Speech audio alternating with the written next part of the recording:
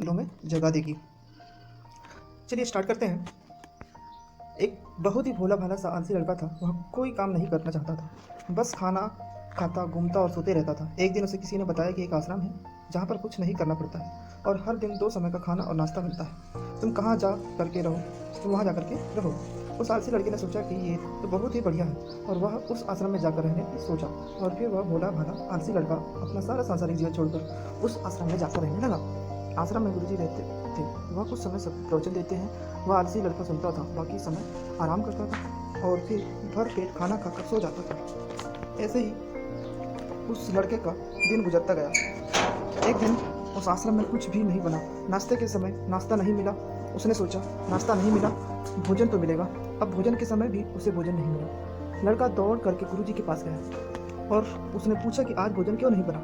गुरुजी ने कहा कि बेटा, आज एकादशी है और जितने भी आश्रम के सदस्य हैं उनका उपवास है और तुम्हारा भी आज उपवास है। आज भोजन नहीं बनेगा। वह आलसी लड़का आलसी था और उसे भूख भी बहुत लगता था। उसने गुरुजी से बोला कि मैं उपवास नहीं रहूँगा, मुझे भूख लगी है, मैं खाना खाऊंगा। गुरुजी ने बोला ठीक है, जाओ भंडारे में से सामान लेकर के आओ और आश्रम में नहीं बाहर ले जा करके बना लो, लेकिन याद रखना भोजन बनाने के बाद सबसे पहला भोग भगवान को लगाना और फिर तुम प्रसाद पाना। वह लड़का बोला ठीक है और फिर अनाज लेकर नदी की ओर पहुंचा। भोजन पकाने लगा, तैयार हुआ। उसके बाद कहने लगा कि भगवान श्री राम आइए, पधारिए, भोग लगाइए।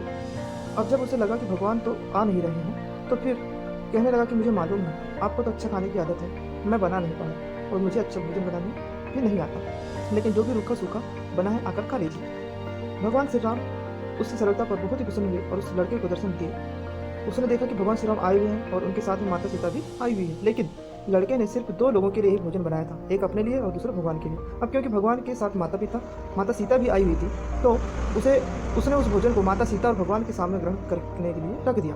भगवान श्री राम और माता सीता ने भोजन किया और उसके बाद जब वहाँ जाने लगे तो यह भोला सा आलसी सा लड़का बोला, प्रभु आप आए, दर्शन दिए, बहुत अच्छा लगा। मुझे खाने को कुछ नहीं मिला, लेकिन कोई बात नहीं। लेकिन आपसे एक विनती है कि अगली बार जब आप आएंगे तो कितने लोग आएंगे ये बता दीजिए, ताकि मैं अपने लोगों के लिए भोजन बनाकर रखा रहूँ। भगवान श्री राम मन में ही मन मुस्कुराए और फिर अंतर्ध्यान हो गए। लड़का आश्रम गया, दिन बीतता गया और फिर एकादशी का दिन आया और इस बार उसने 3-4 लोगों के लिए अनाज लेकर के खाना बनाने के लिए नदी के किनारे पहुंचा और उसने बड़ी प्रसन्नता से भोजन बनाया और इंतजार करने लगा कि लोग आइए और भोग लगाइए। इस बार लड़का देखता है कि भगवान श्री राम पूरा दरबार लेकर के आए हैं, जैसा माता सीता, लक्ष्मण, भरत, हनुमान जी और सभी लोग आए। लड़के ने 3-4 लोगों का भोजन बनाया था और इस बार भी भोजन कम पड़ गया। लड़के निराश होकर भोजन को प्रभु के आगे रख दिया। उन्होंने भोजन किया और फिर चले गए और इस बार भी लड़का फिर से भूखा रह। अब लड़का फिर आश्रम गया, दिन बीतता गया और फिर एकादशी का दिन आया और इस बार गुरुजी से कहने लगा कि गुरुजी मुझे इस बार थोड़ा ज़्यादा अनाज चाहिए। गुरुजी सोचने लगे कि यह इतना सारा अनाज का करता क्या है, कहीं से बेचता तो नहीं है। फिर उन्होंने कहा कि ठीक है, भूख से परेशान रहता है। लड़के ने कहा कि नहीं गुरुजी, मैं भूख से परेशान नहीं रहता, प्रभु के साथ बहुत लोग आते हैं, उनको भी तो भोजन करना पड़ता है। गुरुजी को लगा कि लड़का पागल हो गया, लेकिन गुरुजी ने सोचा कि चलो एक बार चलकर देखते हैं कि लड़का इस अनाज का करता क्या है। और भोला सा लड़का अनाज लेकर के नदी के किनारे पहुंचा और इस बार भोजन बनाया नहीं। उसने सोचा कि प्रभु हर बार ज़्यादा लोगों को लेकर आते हैं, इस बार वह जितने भी आएंगे खुद बन करके भोग लगा लेंगे और फिर प्रेम से प्रभु को बुलाने लगा। गुरुजी ने ये सब चुप कर देख रहे थे कि ये भोजन तो बनाया नहीं और प्रभु को बुला रहा है, लेकिन लड़के ने देखा कि इस बार प्रभु ने साथ बहुत से लोग आए हुए। तो उसने प्रभु के सामने हाथ जोड़ करके कहा कि प्रभु माफ़ करना, अब बहुत सारे लोग आते हो, मुझे संख्या पता नहीं होती है और मेरी हिम्मत भी नहीं होती है कि इतने सारे लोगों के लिए भोजन बनाऊं। आप स्वयं आइए, बनाइए, खाइए और भोग लगाइए। प्रभु मुस्कुराते हैं और अपने साथ आए सभी लोगों के साथ मिल करके भोजन बनाते हैं। गुरुजी ने ये सब चुप करके देखते हैं और फिर लड़के के पास आ करके कहते हैं कि तुम ये क्या कर रहे हो। लड़का कहता है कि गुरुजी आपको दिख नहीं रहा है कि भगवान श्री राम पधार चुके हैं, माँ सीता आई हुई है, हनुमान जी आए हैं और भी सभी लोग आए हुए हैं, भोजन बन रहा है। गुरुजी ने बोला कि पागल हो गए हो, मुझे तो कोई दिख नहीं रहा है। लड़का गुस्सा हो गया और बोला प्रभु आप ये क्या कर रहे हो, एक तो मुझे भूखा रखा है और गुरुजी को दर्शन नहीं दे रहे हो, जो मुझे पागल समझ रहे हैं, कृपा करके गुरुजी को दिख जाओ।